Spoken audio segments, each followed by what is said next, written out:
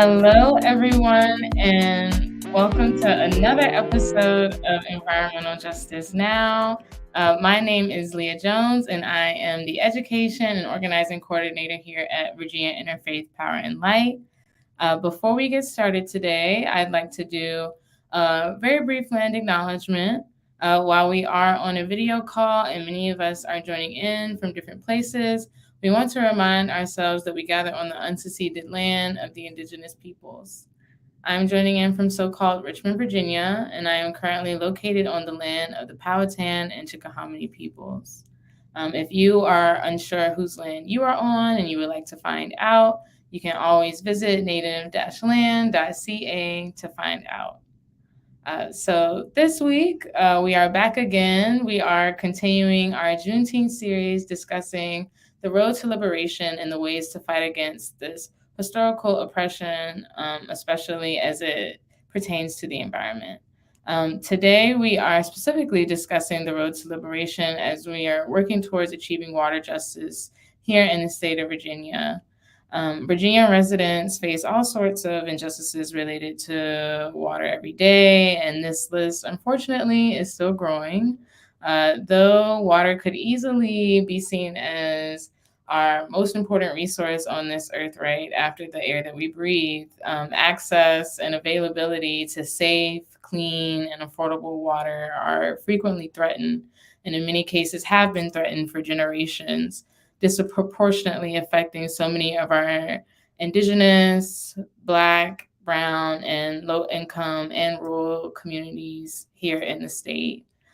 Things like industry pollution, antiquated water, stormwater, and wastewater infrastructure, increasingly high water utility fees, and flooding are all considerable ongoing threats to many of our neighbors here in the state of Virginia.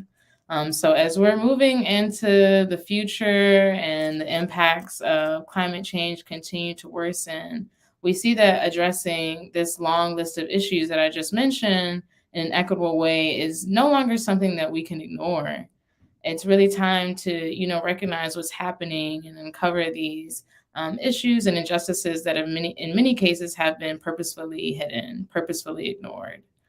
So to help us discuss some of their own experiences with some of these issues throughout the state, specifically in Suffolk, Virginia, and this road to liberation in hopes to resolve some of these inequities, I have the great pleasure of being here today with Lorna Taylor, member of the Greater Chuckatuck and Oakland Civic League and Oakland resident, along with Kelly Hengler from the executive president of the Community Civic League Organization for the Villages of Crittenden, Eclipse, and Hobson. Thank y'all so much for being here today. How are y'all doing? What a pleasure, Lorna. Do you have your mic? Yes. Can you hear me? There you have it. Okay. Okay, thank you for having me. Awesome. Thank y'all. I think it's such a pleasure to have you all here because just even from our original, just a few conversations that we have already, you all both have a wealth of knowledge in regards to the ongoing issues in your communities. So can you all just start by giving us a general overview, maybe you, Lorna, of what's happening in Suffolk regarding some of the ongoing water issues and sanitation issues that your community has been facing, that you've been experiencing? Well, currently we have no sanitation that comes from the city. We are currently using septic tanks. And the city is not cleaning out the current ditches that were laid forth by our ancestors a long time ago, and they were taken over. They were really maintained by the state. However, the city decided that they were going to take over that responsibility, but they have not done anything to this area since they took over the maintenance of the ditches. So we're faced with a lot of flooding. There's a lot of infrastructure that has been placed in our community, and they're running all of that sediment, all of the water off of their property down onto our properties. When it rains, our area floods in several locations, and the city isn't doing anything about it. They're opening up, just running ditches, and these are open ditches which mosquitoes and everything decides that they're going to live in, and nothing is being done about that. They say that they are doing something, but we don't see the results. We used to have a community water system that was put in by 10 men from our community, and that was done, to my understanding, in 1932. And we stayed on that water system up until a few years ago, when the city decided to come in and take over our water system. Will close our water system down. However, we're being charged a fee for water, but we're still using the same pipes that was put in by these 10 men, which included my grandfather, that was galvanized pipes. So we're faced with a lot of issues, especially in regards to, the flooding in our area, and a lot of the people that are moving in and building. Matter of fact, one of the developments is coming in right behind Little Bethel Baptist Church, which was established in 1866. And because of that, the church is experiencing a lot of flooding. And the back part of the church area is constantly wet. That moisture is going into the church area. But they don't seem to think that it's a problem, but it's a big problem in the area. And I could go on, but I'm going to end there and let Kelly come in and share some things that she knows.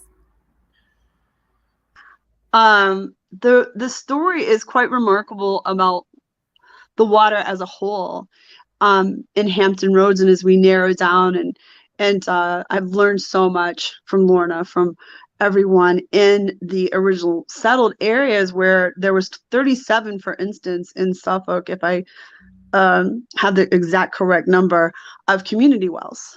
As we think about settled areas, when did municipal water, municipally treated water, actually come into hand, right? Well, the answer to that maybe rolled into the answer of it's 2022. And as Lorna said, these community wells were hand dug. You'll see a clip of a video that we've provided of Roosevelt Jones, who has been at the epicenter of being out there advocating, along with the support of the entire Chuckatuck borough here in Suffolk, because we discovered that not only the drinking water issue, but the septic and sanitation issue could be tracked through the Virginia Department of Environmental Health Shellfish Shoreline Survey all the way into the Nansemond River. So that report was done 2019, but it was known before that water had been traversing from higher level areas across septic tanks, carrying bacteria into the river. So that's level one. What happened in that situation, and we've been advocating, really very loudly, article in the Washington Post, article in the Guardian, WHRO, Wavy TV 10, and yet we've hit this plateau of trying to get actual sanitation into the community in Oakland. They have the septic, but the septic is being washed out, and it's backing up into some homes. That's one level. Then you add to that the water lines, the original water lines, as Lorna said, was hand dug by the communities, right? These communities have been around for hundreds of years.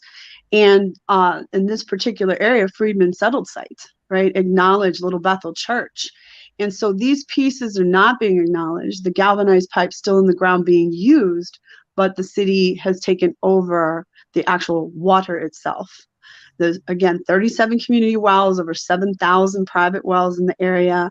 Burnt Mills is a picture that I shared to you as a reservoir that was created by damming up the Nansemond River. So where Lorna is and Chuckatuck is at the headwaters of the Chuckatuck Creek. Okay. Burnt Mills receives water all the way down from the Dismal, okay, through creek and stream beds. And that water actually belongs to Norfolk. Right?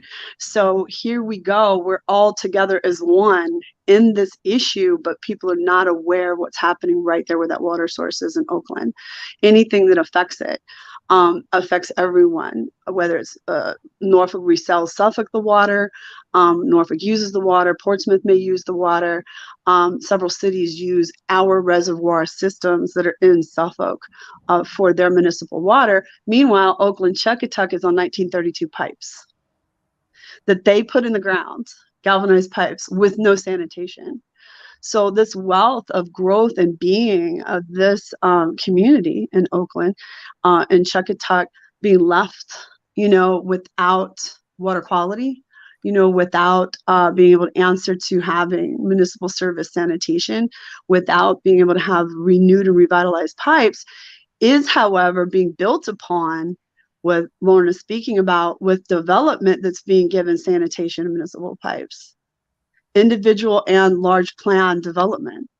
So here we are at a crossroads, and best that we can do is tell our story as a joyous story of community, of resource, and at the same time, 1932 to 2022 is a long time, right? And it's time now to bring those services and resources and make us whole in the community. You might say, well, Ms. Kelly, I'll give you 30 seconds on this. All the way out, what have we done? We have been to media. We have been to council for years now. We have called town hall meetings, which you might see video clips of. And we are Crittenden, Eclipse, and Hobson, which is a peninsula that very, very rarely is known. It's called Barrett's Neck. And at the tip of that peninsula between the Nansemond River, the Chuckatuck Creek, and the James River, we have coexisted with Chuckatuck, Oakland, Hobson, Sandy Bottom, all of these remote communities for hundreds of years. We too had a well system that was taken, okay?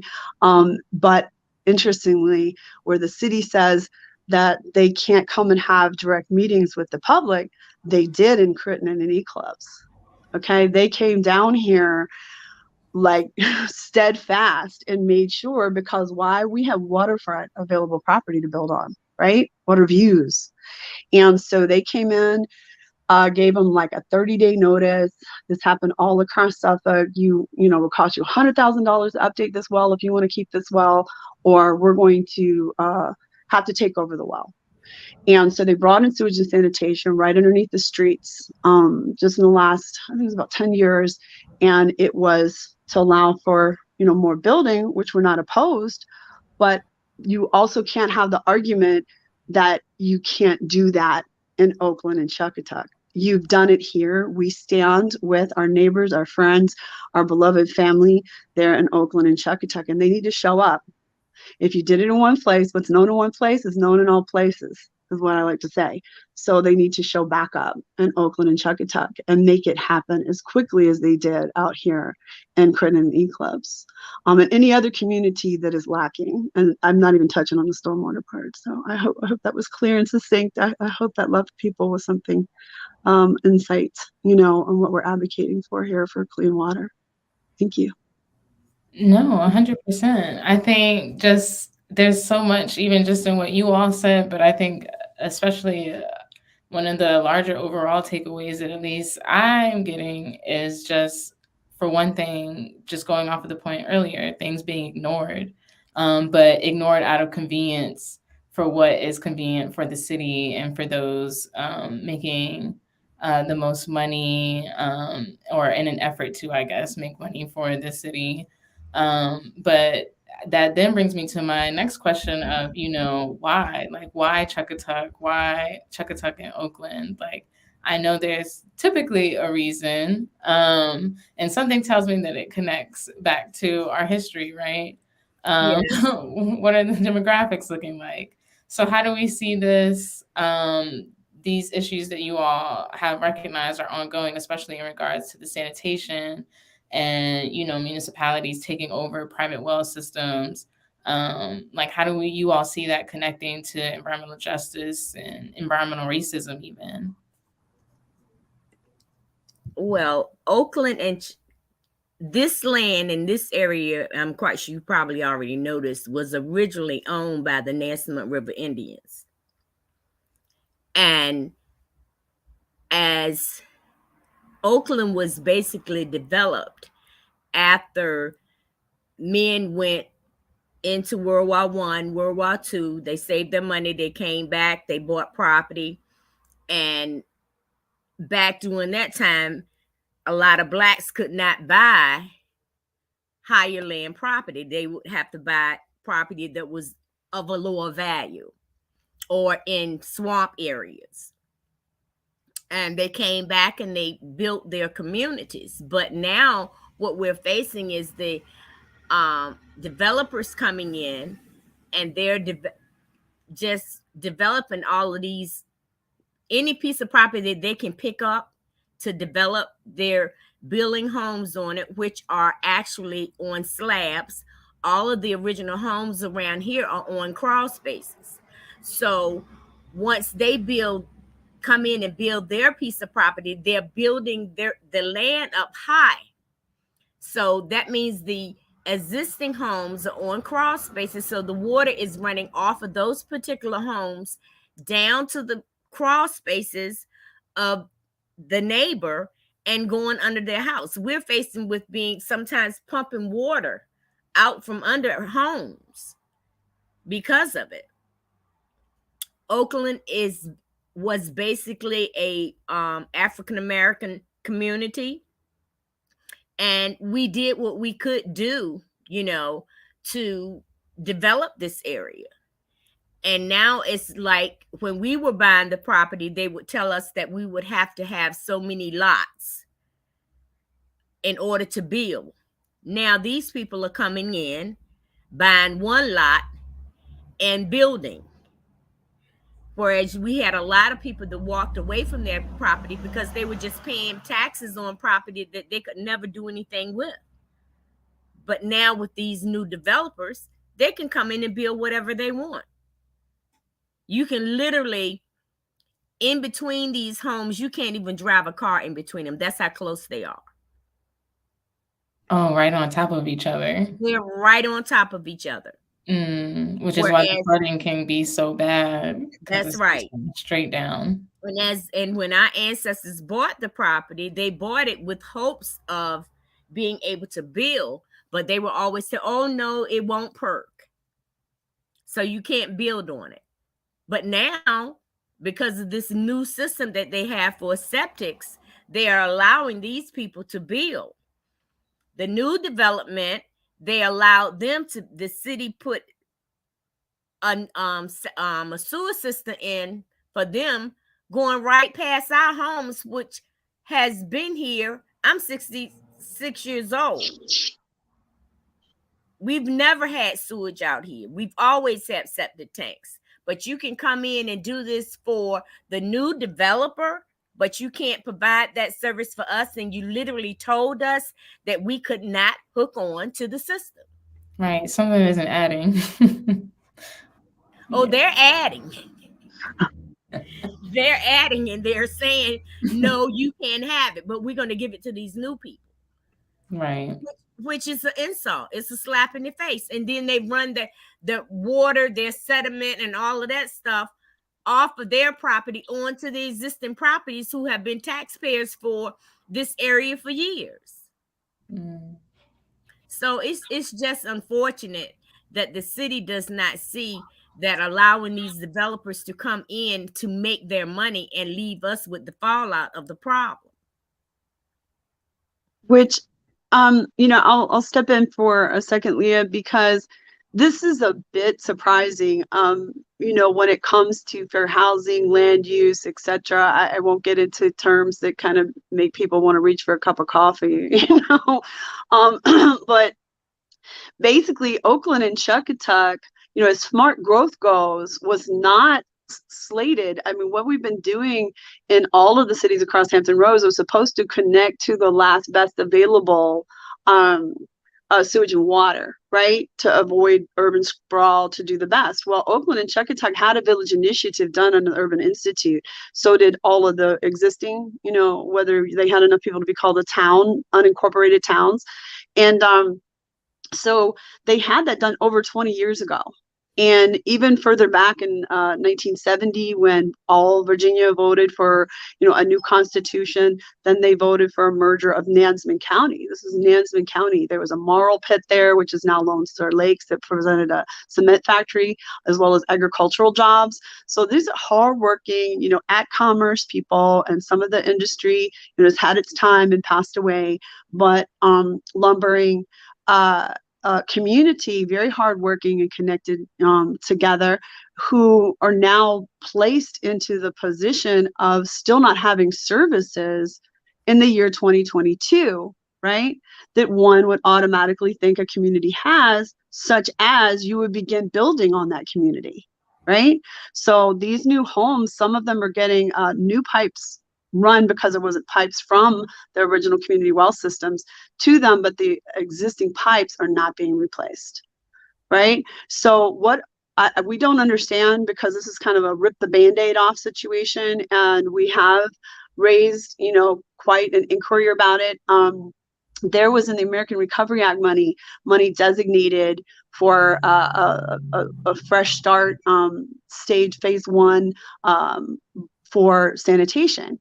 Well, even if that money was still intact right now, and I'll explain why it went away, for the American Recovery Act plan, it would be 3 to 4 years to design specifically the sanitation. 3 to 4 years from right now. If that money was sitting here with us right now, if we were celebrating right now, 3 to 4 years before shovel ready, and they could move that. Plus, the stormwater in the area is horrific. So they would have to stabilize that as well. What happened was, back to my comment, and I will say it before anyone, I will speak to any legislature in support of Oakland, Chuckatuck receiving sanitation and proper water lines, is that there was a rush, like I said, to hear in Crittenden Eclipse, to put in those water lines, because they built homes also that wouldn't perk, and there was enough of a powerful voice, waterfront property, Suffolk likes to advertise, but in the same tone, they refused to come back after a town hall meeting that we held, where the primary discussion wasn't actually what we called a town hall meeting for, which was the stormwater issues, drainage issues, sanitation issues in June of last year. They gave these 15-minute segments introducing us to each one of the departments of the city of Suffolk. Now imagine, if you will, a sanitation system under legislation in the Commonwealth of Virginia requires that you quote unquote petition. So they sent letters to each of the households without checking to make sure that those 71 households were already on the rolls for any type of tax, abatement, a lot of elders, right, in a minority community, and assured that they had that tax abatement. So you get a letter in the mail one day, haven't had a direct community meeting like we did here in Crittenden Eclipse, tells you that it'll be $6,700 to hook up, right, to the sanitation. Oh, but we can also, set you up on a payment plan where people's land has constantly been taken. Okay, so they only got about 18% of the letters back, because also this community has been rural, and a lot of folks receive their mail through the post office box. We checked back. We found out that trying to get landed letters, who has the title deed, under assessment, might not be right there at that mailbox, right? We have multi-generational properties, multi-generational culture, and the letter might not have been explained to whomever, because it was not explained to the person living under that roof. Right. They did not come back, and we demanded. We said, well, they showed up at the Civic League meetings, huh, Lorna? Oh, yeah. We came to the Civic League meetings. I said to you specifically, having a background in policy to outcome in this community, please come to the community and provide the same standard you provided in Crittenden Eclipse, right? Right. And assure that we are all having the same information At the with a very little least, yeah. extra because of how much it costs to connect to this. Yeah. Right now, one last overlay for anybody please excuse me because I need to add this detail. The state did pass and did acknowledge in that Washington Post article by Jim Morrison an issue with these secondary mound systems, right, that they're putting in areas. We don't believe that the secondary sanitation mound systems are supposed to push out and disallow sanitation. Okay, they're failing. They're failing because they're putting the mound systems in these super wet, low-lying areas, okay? And that is in the article. You can go into details with that. But now the idea that's been put out there is, oh, well, the state is looking at. We don't need more looking at. There's money granted because we talked to the top, VDH, to say that there's possibly money that's been possibly set aside in the budget to come and address sanitation in these communities. It's to replace conventional septic systems. Okay. It's not to bring in something that takes 3 to 4 years to plan. So the end point of the story, and Lorna can back me on this, is that the city of Suffolk reallocated the money for the sewage and this new sanitation phase 1 to those 71 homes because they didn't do the work. I will stand by it. And that's I don't think I can have to say less, right?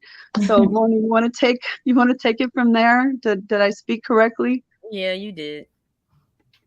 Yeah. I mean, whoa. It's mostly Negligence. seniors. It's mostly seniors in our community, and which I am one now. So, you talking about people who are in their 70s, 80s, and 90s. Right. So, if you send them something and say it's going to cost $6,000, do you really think they're going to respond? Why would they? And then and the sad part about it, in the area that they went to, they knew that they were going to get that type of response. But it's really just to say that they did something so Yeah. that when Yeah. it does come to the surface, they can say, oh, what do you mean? What are you talking about? We did our part. The community wasn't responsive. So now you have to backtrack and do all of this extra work to prove that that's not in case what happened, which is, I guess, where you all are now. Yeah. And even with the town hall meeting, a lot of people got up and walked out because they came there to discuss the flooding issue we're having. And they wanted to tell us about the police department, urban development. I mean, all of the city services. That's what they spent the majority of their time discussing.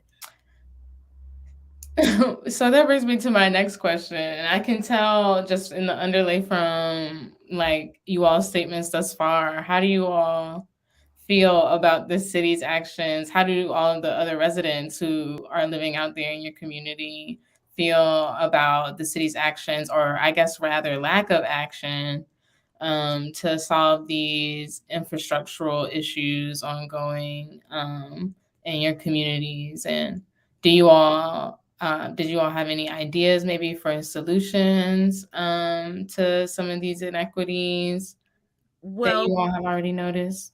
Well, we have been going to city council and voicing our, concerns there. But to be honest with you, the people in this community are used to the city not doing anything for us.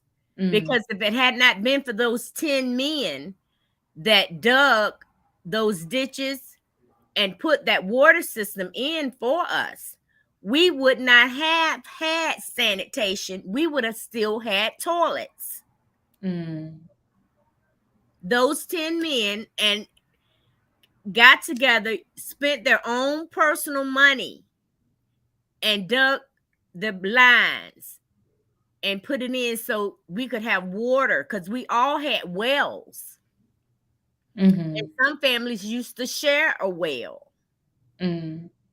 and they put this system in the water. It was called Oakland. It was privately owned at first, and then the city came in and, you know, was making all of these complaints about the system. You know, the water isn't healthy and this and that and the other, but you let us drink it from 1932. That's what I was about to say. Yes, all these years it was have okay passed. to drink Yes, all of that long time. yes. You know, but when you get the money to come and run the pipelines, you know, down Godwin Boulevard for you to put the water in, then all of a sudden, it has too much fluoride. Well, to the point that I had my son in 1987. Mm-hmm. The first thing that was said to me from Oberse Hospital was, you're in Chuckatuck or Oakland, so be careful with the water because it'll cause brown spots on your teeth. Well, they've been knowing that for years. Okay. And just So as I'm saying, they knew if it was okay for us to drink it from all of those years, but all of a sudden now it's just too contaminated. So what did you think about your citizens that were paying you taxes? And what do you think about them now? And that's what I'm saying. They don't show up because they know nothing is going to be done. Yeah. That's the way they feel. Mm-hmm. And they will tell you, oh, they're going to do what they want to do anyway. They've never done anything for us. And they haven't. Yeah. Just a real lack of trust. Yeah. And we're not, and this really doesn't have anything to do with it, but we're, you know, we have people who have moved away from the area that are not planning on coming back. So then you have all of these realtors that's coming in, buying up land cheap. Mm-hmm. And even have some people that are being paid to go find the heirs of property so they can buy it. What was it, $5,000, Kelly? Yeah, it's a bit of a underworld going on where the multiple partition properties, I mean, again, people have been told they quote unquote can't build because the land won't park, and been paying taxes, you know, hard. I mean, in order to acquire land, one has money, okay, that you worked hard for, put down, maybe grandmother, you know, family, etc., hope for the future always, and then decades and decades and decades of being told, oh, you can't build on that because it's low lying, it won't park. Maybe there was something there before. Yes, historically, before there was the sanitation systems, right? Before septic systems, you do put in septics where you can, yeah, conventional septic. And then this whole story of we're going to tell you that land won't park, right? But now someone can come and broker a fee after your family's been paying for how many generations, okay, for a piece of land, waiting for the day when they can build on it, waiting for the hope story, okay, of anyone can look it up. It's called the Oakland Chuckatuck Village Initiative. You just put it in your Google bar, okay, and it'll bring up this whole plan that was talked about 20 years ago. So as this has been followed and the promises made, people sat back and said, okay, we have a plan. There's a plan coming for us, which means services, which means water, you know, etc. Well, they came for the water, right? Just to meter it. They came for the water to go ahead and add people to it without replacing 1932 original pipes, you know, from that those community wells. It's community wells plural, by the way, okay? And they, since the city has taken over for VDOT back in 2006, none of the stormwater, they call them A to B ditches, they're deep ditches to help the water stay off the land, okay, have been kept up. You have streets that are very narrow. They were all hand dug by the communities, by the way. Cart roads, paved over. I mean, this is a historic community. Paved over, but not necessarily meeting our current idea of urban, you know, streets and roads, right? And so those ditches were kept up by VDOT though, okay, but not kept up by the city of Suffolk. So it's a multiple layer issue, right? Where stormwater fees are being paid. Where's the stormwater upkeep, right? Of these regimes, they're pulling the water off the land. Yeah. Yes. Then you have, but you can have folks come out, get a $5,000 broker fee, chase around. I mean, people are driving to families' homes outside of the state to go chase them down, to try to get them to sign a piece of paper to sign away this land, not realizing that suddenly the Band-Aid has been ripped off. This is not how we do community revitalization. Okay. Mhm. This is not how it's done. You bring in the services. Everything is to the best potential that it can be, right? For drainage, for stormwater, for water services, for sanitation services, and you link those people and you build to it. That's called smart growth. The problem that I think, and I've been told I'm very vocal about this. The city of Suffolk for 50 years, you will have a hard time finding anyone who had a degree in governance, okay, on the administrative side, on the city manager side. And so if you don't have people who know the laws, okay, who have experience, like many of the cities in the rest of Hampton Roads, who are coming to the forefront and saying, wait a second, I know this state statute. We worked through this problem over in this city that I was in. Here's this over here. Here's a grant program. Here's what we know that we can connect to and work around and get support for. Then you're going to keep having the same skip in the record. Okay. The interest level has to be there. The experience level has to be there. The action has to be there. So we have hit this plateau because what is that saying? You don't know what you don't know? Well, know this. We don't have that kind of governance on the administrative city staff side in Suffolk. We don't. We need help from the outside to answer about solutions, okay? We need support, and we need to know that this beautiful, glorious history is there in this community. They're willing to do and be proactive, have been out there vocal, and have boots on the ground to look at this strategically, because this is old historic, right? Hand shoveled, hand dug, community wells, streets, and roads, right, that don't fit the necessary urban, quote unquote, that do deserve 100% 2022, right, style services. And I think to find that, to send that voice out there into the verse, and see who has had that innovative approach to communities, who can come down and meet with all of us in the Chuckatuck Borough, because we wholeheartedly support Oakland and Chuckatuck and Sandy Bottom. Then we're here, reach out any way you can.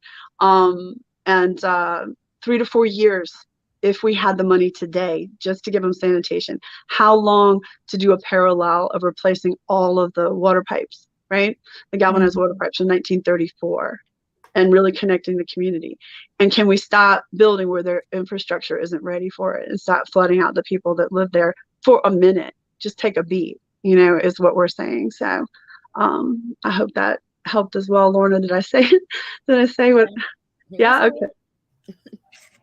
100%. Well, thank you all so much. And I think we are kind of going with time now. So I don't want to keep you all for too much longer, but I guess we can just wrap up with just a few ways that people can maybe learn more or get involved. I think you all maybe mentioned a couple. I know, Kelly, you mentioned a few resources people could look back to if they would like to learn more. But would you like to take a moment to share ways folks can learn more and help you all in this fight?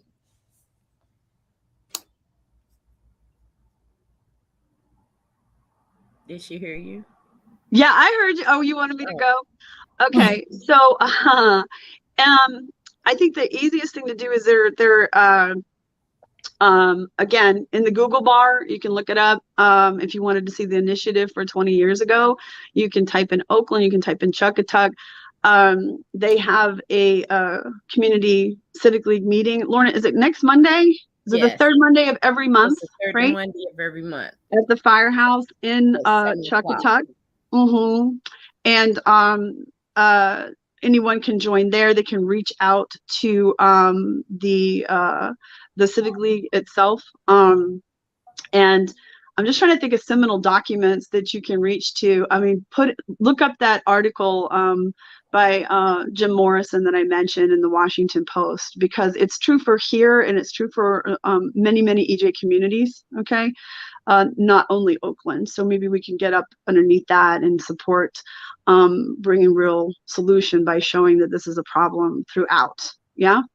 And engage together and collaborate together. So here I am, folks, if you could pick up the phone and talk to your interfaith. We're inviting interfaith to come out, Virginia Interfaith to come out and visit, so we can do some storytelling, some elevating storytelling as well in the community, and keep the story going. So all are invited, and I can't send that invitation out, Lorna, you have to do that, but we support the invitation. We're welcome. We will be thankful for anybody who would come out and just walk around and look and see for yourself.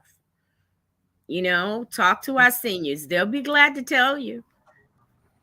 Yeah, because this is a whole layered, very layered, and it seems like goes back for generations, issue that has yet to be addressed. And if anything has showed us through you all's experiences, Lorna, through your story, talking about how so many people are just experiencing flooding on their property. And this is the property that they've owned for years, land they've owned their whole lives. And before they were even a thought on this earth, and that means something. Yes. So I think, I wanted to share, Leah, that we have been very, very active, and we have so much thanks to give to Virginia Department of Health. Environmental has had boots on the ground, right? But they have a very narrow swim lane, right? They have come down and walked and looked and made sure that people's actual septic systems, they're intact. That's not the problem. We've had stormwater experts, walking up and down looking for that piece. Just so many resources, have come to the ground, but we actually need to move it forward, and we need to have these meetings with the community, and we need the septic.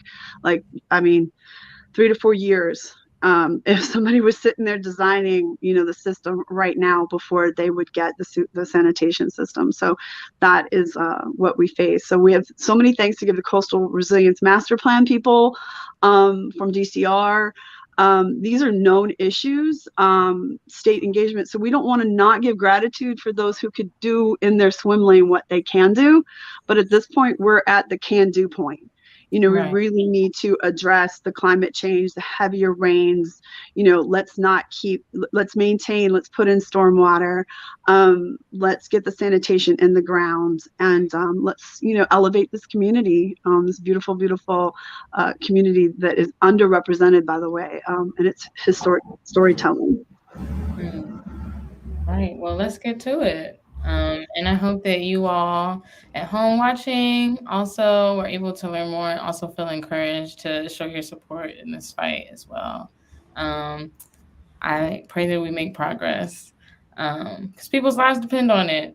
But for everyone watching at home, thank you all again for tuning in. Thank you so much.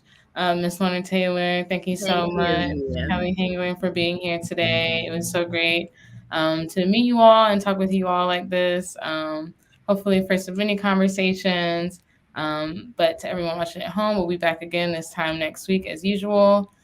You can also join our efforts and everything VIPL, see what we have going on by joining our e-newsletter, joining our supporters list, where you can also keep up with what we'll be doing, hopefully with Miss Lorna and Miss Kelly down the road.